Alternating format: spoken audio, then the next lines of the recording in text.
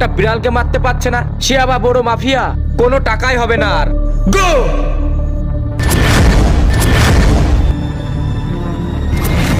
Please please আর একটা সুযোগ দেন, আমি সুজয়কে মেরে আপনার সামনে হাজির করব, কথা দিচ্ছি। প্লিজ আর একটা সুযোগ। ঠিক আছে, আর একটা সুযোগই দিচ্ছি।